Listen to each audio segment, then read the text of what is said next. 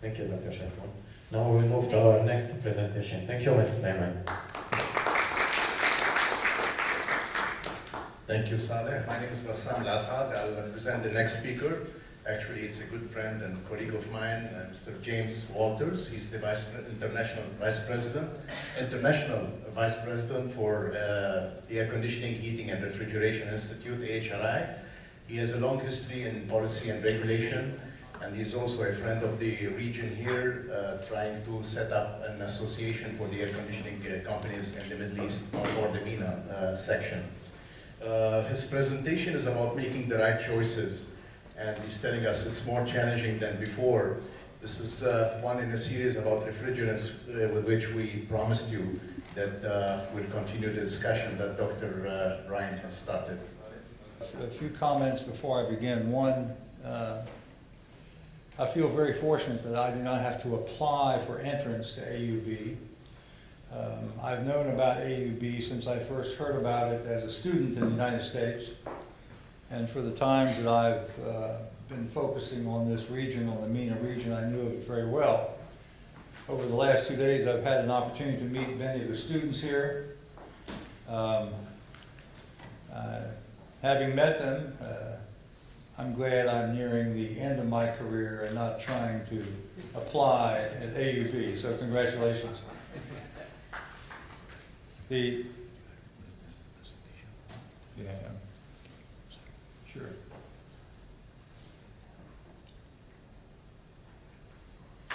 Thank you. So let me try this.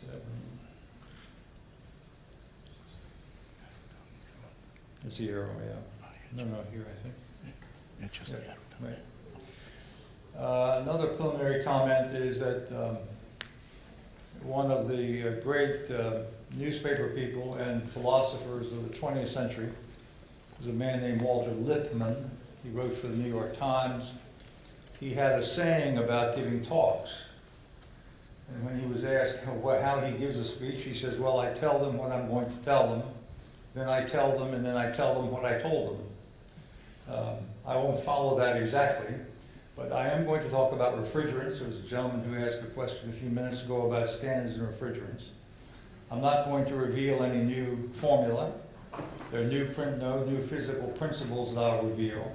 And what I say is going to appear to be common sense and will probably not make the news. But what I am going to tell you is that we have some decisions to make with respect to refrigerants. We will employ many of the processes we've used in the past, but it will be more difficult. It will be more challenging, and that is the point. Quickly about AHRI, we are a North American-based trade association of manufacturers. We're based in Arlington, Virginia, near Washington, D.C. We have over 300 members, manufacturers. Those members produce 95% of all the HVACR products in North America and 70% of all the products globally. Our members are not just American members, they come from virtually every continent. They are manufacturers whose names you see across equipment throughout Beirut and across the world. We have 102 standards and guidelines for the testing and rating of equipment for energy efficiency. We have 44 certification programs, a voluntary program that allows the testing of equipment to affirm or not, to verify or not, the manufacturer's claimed efficiency for that equipment. Our members manufacture equipment in 4 categories. You can see them listed at the bottom of the slide. And out of respect for your time, I'm not going to read every word on every slide I show you. So I will just let you look at those, and we'll have a quiz later, and maybe then I can get in if some of you flunk out. We have a very strong relationship with AHRI. We've been working with them for I don't know how many years, but the fact is it's based on the fact that we write complementary standards. We have a crossover in membership. The companies which belong to AHRI, their employees and consultants and others belong to AHRI. We have programs in common, and we have a common interest in furthering the knowledge base for our industry, not only in North America, but in the world. And globally, we have linkages. After all, I'm evidence of that. I'm here, I'm in Beirut, I'm not in Arlington, and I'm with a former AHRI president. So we have physical evidence of a claimed fact. Choices. This is no big deal. We make choices every day. Enterprises make choices, companies, standards bodies, individuals. The process is pretty simple. Setting goals, allocating resources, deciding your strategy. AHRI is used to doing that. It's been doing it for a long time. That's why it has a solid reputation. But the message today is we're going to have to do that some more with respect to refrigerants, and it's going to be more complex, and it's going to be harder, but maybe a little fun. Why is it going to be more complex? Science and technology. It will be a lot more discussed when we discuss alternative refrigerants than we did for the transition to HFCs, for example. More governmental involvement, and we will talk a bit about that later. Lots of bad information. As a professor once said, just because it's printed in a book, don't believe it is true. Well, we might modify that to say, just because you found it on the internet, don't believe it is true. One of the hardest things for those of us engaged in personal or student life or professional life is to have access to thousands of bytes of information and then decide which ones are true and valuable and provide the proper information. Global publicity, social media, tweets, make every environment more complex for businesses, for students, for everyone. And there is, according to those most concerned about climate change, a need for speed. We have to hurry up. It's 1.5 degrees centigrade, it's 2 degrees centigrade. The ice cap is melting, hurry, hurry, hurry. We believe in hurrying. We do not believe in haste. We have to be considered and deliberate, but fast. I think our biggest challenge is a growing regulatory involvement, and within that regulatory involvement, competing regional and national agendas, even on the same subjects. Well, how do you make a decision? Well, no news here. You define the issue and the challenge, you gather the data and the information, you develop an analysis, and you decide. Now, some days it's particularly difficult, but the fact is, no matter what decisions we face, those are the basic elements. Frankly, today the point is we just have more to consider, don't we? And that's the whole issue. Now, refrigerants. It is clear that high GWP refrigerants are going to be phased out on a global basis. The process has already started. What are the drivers for that? Well, we know that. The Montreal Protocol Amendment, if it becomes fact. The US EPA SNAP program, which is the US version of refrigerant management. The similar Canadian regulations, F-gas regulations in Europe, and of course, our state, California, which has typically its own national agenda. They have HFC regulations as well. Now, the good news in all this, representing industry, is that the industry will be ready, but it won't be simple. There's some things to consider. Number one, this is the year, as you know, the U.S. is pushing hard for the amendment to be done. China and the United States have made certain commitments. The Montreal Protocol meetings are in Kigali in 2 weeks. Hopefully the amendment will be put into place. Now, why are we concerned about the amendment? As complex as the discussions are, the idea is quite simple. We are, as an industry, looking for business certainty. Business certainty can best be delivered if there is a global protocol that defines the stages and the dates by which we will migrate from which refrigerant to which refrigerant. There are a number of proposals being considered. Some of the major sticking points, as Cornelius alluded to earlier, baseline, freeze dates, and fundings. The agreement in 2016, well, this says it is very likely. I say it's likely. We'll see. I don't know. Now, I also am not going to give you and read every chart I put in front of you. You will have a copy of the presentation. I just want to make some points. Number one, you saw this chart from Cornelius's presentation. It is a summary of the freeze and baseline dates being considered in 2 weeks in Kilgally. And behind these different dates are countries struggling to determine how they can best not only comply with certain freeze dates, but not harm their industries, develop new industries, wait for the patents on certain refrigerants to run out so they can start manufacturing them there. All those things go into the discussion about deadlines, etc. So this is a summary of the groups that are involved, and they include the high temperature region. Now there's some more charts to follow. From the US point of view, Obama's climate action plan, interestingly enough, is opposed by the US Congress. But as president, the president can execute certain plans by executive order through executive agencies. The key executive agency is the Environmental Protection Agency. Remember, I referred to its SNAP program. Now, thus far, it has defined some new low GWP refrigerants for use in certain environments. There are 5 environments described in the horizontal line at the top, from retail refrigerators, standalones, to home air conditioning self-contained. What you see there, ethane, isobutane, propane, R32-441A, that's new. They haven't been used before in the United States. Oh, excuse me. Okay, try to read that chart. I can hardly read that chart, and I'm looking at it here. When you get a paper copy or an electronic copy of this, you'll see that these are the restrictions that EPA has put on various refrigerants. 404A, 507A, hold on, there are more numbers. 410A, R407A, C and F, 134A, forget everything I just told you. But as you can see, the dates are out there as 2019, 2020 for most of them.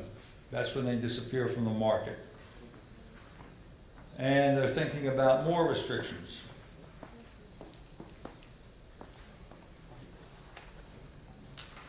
They occasionally approve things, and in this case, they've approved the use of propane, 290, for the categories commercial ice machines, water makers, very low temperature refrigeration equipment.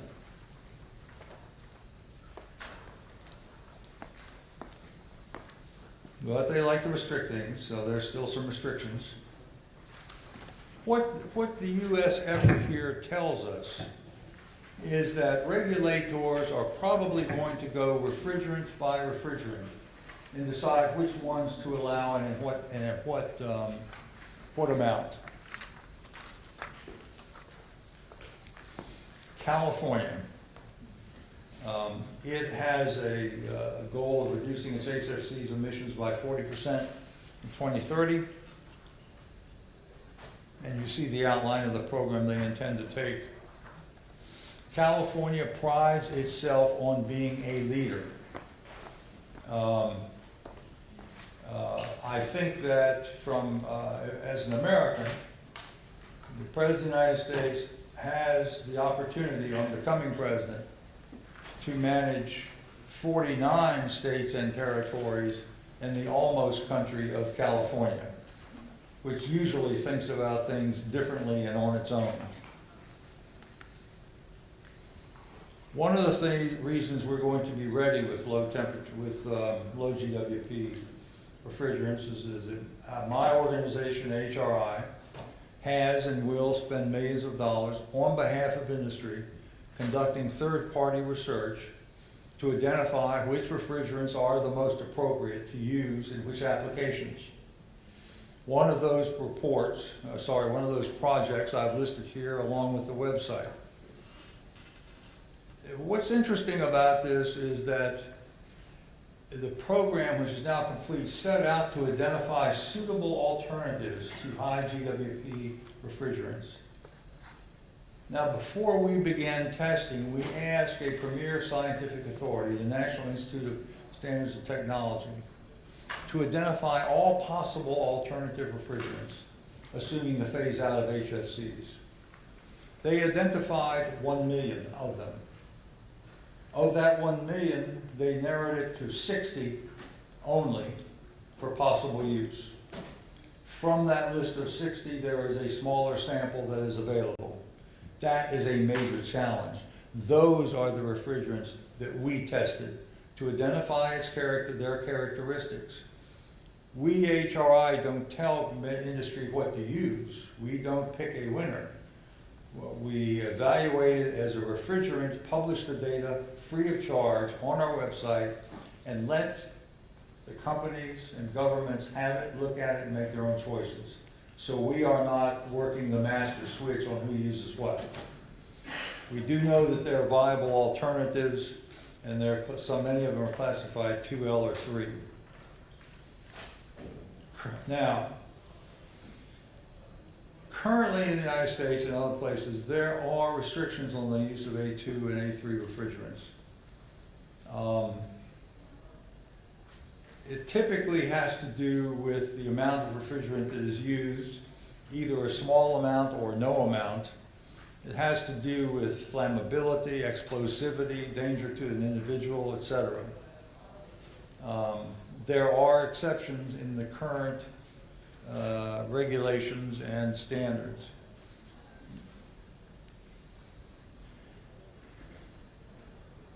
What I find is when I first began to work the issue of refrigerant transition, I typically forgot about the fact that if the industry figured out which ones to use, and it made sense, that in order to get them into the market, they had to be deemed appropriate under the proper standards, and those standards had to be accepted by government officials.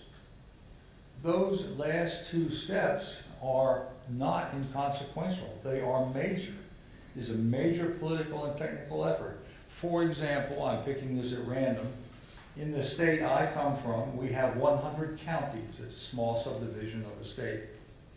What does that mean? That means there are probably 200 fire marshals in 200 towns, any one of which can simply say, I'm not allowing that in my district. And there's nothing that can be done about that because the issue in the United States of safety, fire, use of refrigerants, etc., is typically handled at the local level.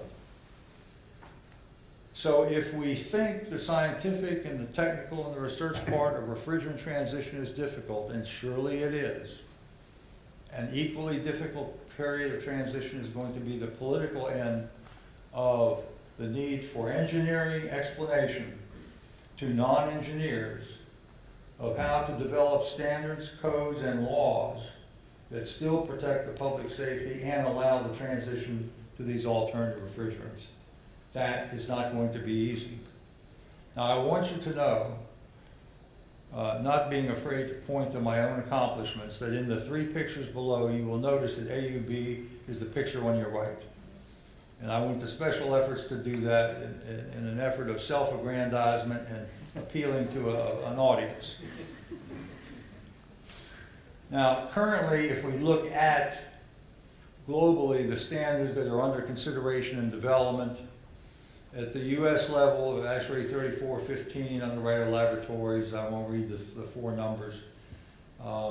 Internationally, ISO 817, 5149, 60335, blah, blah, blah.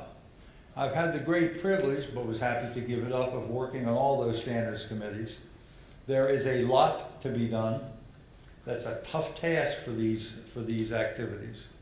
And I've coded this so you can see which ones are under revision and which ones are completed.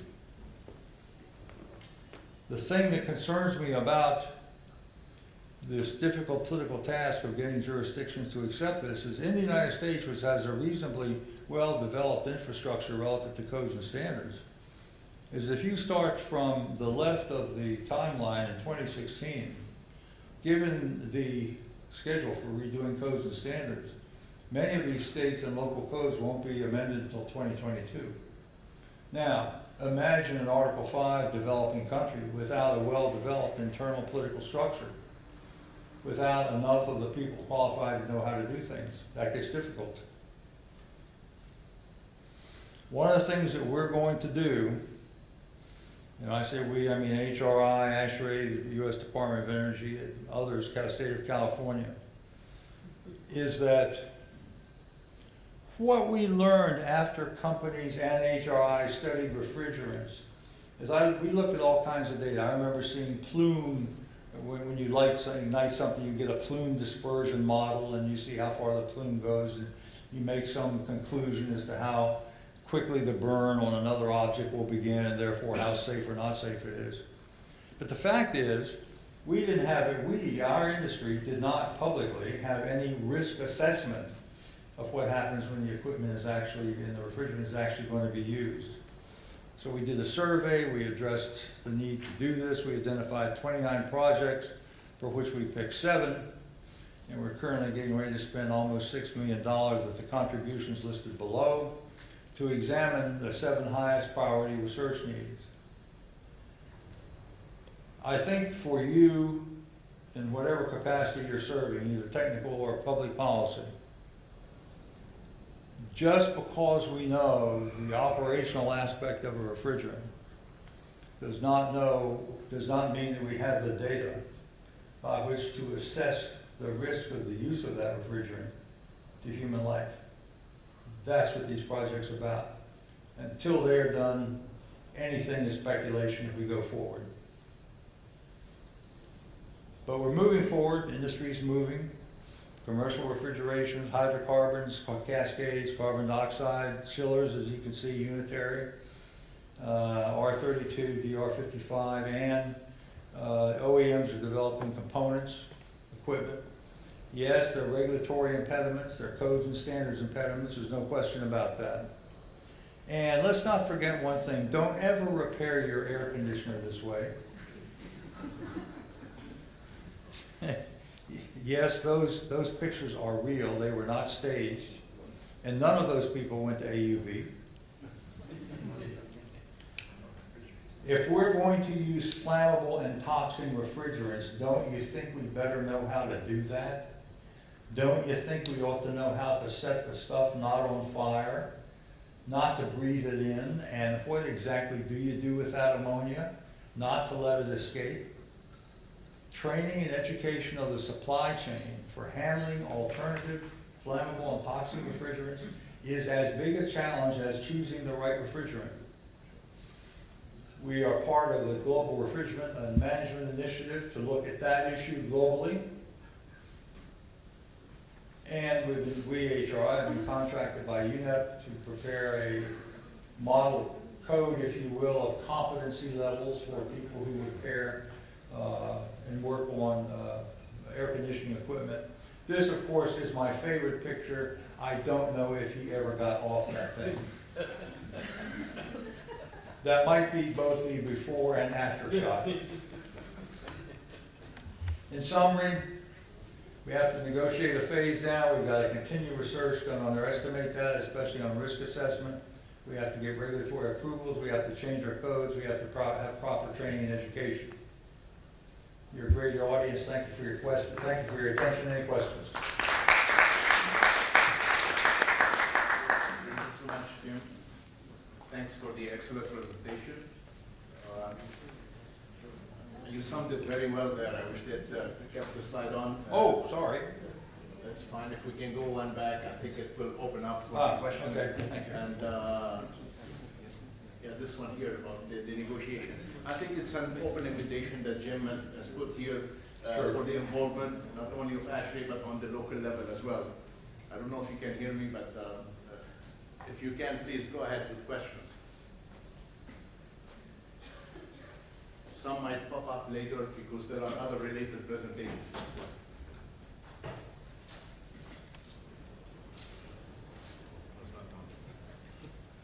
Jim, great presentation as always. My concern, beyond the research we're doing into flammability and all those things, which are extremely important, is that guy hanging off the air conditioner. I spent my life as a contractor with refrigeration mechanics working for my business. And I can tell you if you are a good refrigeration mechanic, in my province in Ontario, it takes 9,000 hours of training to become certified.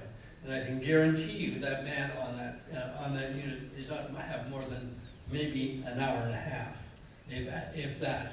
And that's one of the big weaknesses of the whole cold chain. We do not have people trained properly how to handle these products, and I think that's a huge issue. And AHRI is working very hard with the UNEP Ozone Action Group to develop training programs along with what the AHRI is doing to get that education into the marketplace. And that's going to have to work through our AHRI chapters and locally, and this all has to work locally. So it's a matter of all of us working together in cooperation to make sure our world is a safer place and we're reducing the risk of climate change and all these other issues. Excuse me for the statement. Thank you, Dave. Thank you so much, Jim. Good, I just wanted to thank you, and I want to say one thing that I didn't perhaps emphasize enough. This industry is composed of a lot of companies, large and small. I can tell you, and I'm personally proud, you should be proud of the efforts they're putting forth to get this done. It is not easy. They're working hard, they don't want accidents, they want to make the right choices, and it's going to require a lot of involvement and effort. Thank you.